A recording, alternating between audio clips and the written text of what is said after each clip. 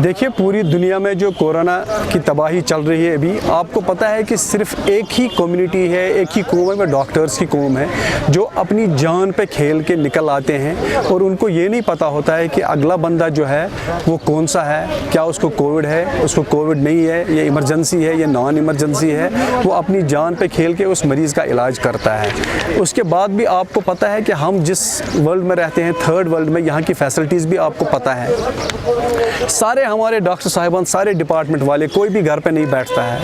हर आदमी को ये एहसास है कि हमारा मरीज़ जो है वो he should not remain unseen. अगर कोई इमरजेंसी है उसको हम टाइम पे ले लें, उस मरीज़ की जान बचाएं। उसके बावजूद भी, और देखिए आप पूरी दुनिया में कितने डॉक्टर्स मर गए, इटली में कितने मर गए, यूएस में कितने मर गए, स्पेन में कितने मर गए, यहाँ कितने डॉक्टर्स इन्फेक्ट हुए, कितने डॉक्टर्स की फैमिलीज इन्फेक्ट हुई हैं। क्या कोई डॉक्टर ये देखता है कि मुझे इस तरह की कोई बीमारी हो जाएगी और मैं घर पे बैठूं, मैं अपने मरीज़ों का इलाज नहीं करूं?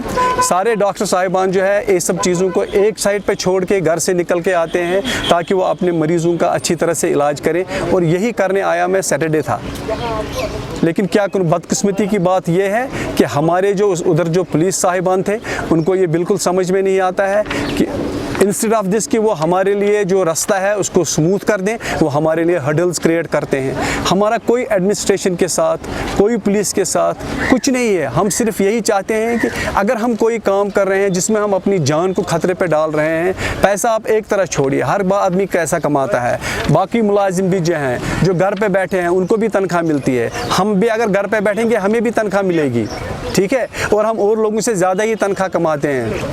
हम एक साल तक बैठ के भी खा सकते हैं, लेकिन उसके बावजूद भी हम सोचते हैं नहीं, हम नहीं कर सकते, ये हमारी प्रोफेशनल ड्यूटी है। अगर हमारी जान भी चली जाएगी हमें लोगों का इलाज करना है। लेकिन उसके बावजूद आप देखिए ये पुलिस हमारे लिए कितने रोड़े अटकाती है। इसके बरक्स कि वो हमारे लिए रास्ता स्मूथ करें।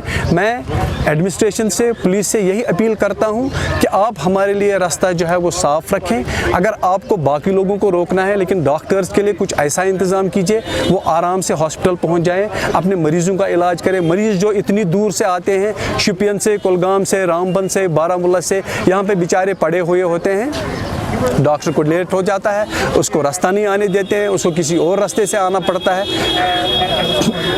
यही अपील करता हूँ कि हमारा किसी से कुछ भी नहीं है, बस एक काम कीजिए, हमारा रास्ता साफ़ कीजिए और किसी डॉक्टर के साथ ज़्यादती मत कीजिए। मेरा एक दूसरा कुलीग है, उसकी कल उंगली टूट गई है, हिज फिंगर इज़ फ्रैक्चर्ड।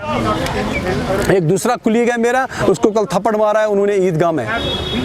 तो अगर यही हमारे साथ होगा तो क्या करेंगे? हम घर पे बैठेंगे?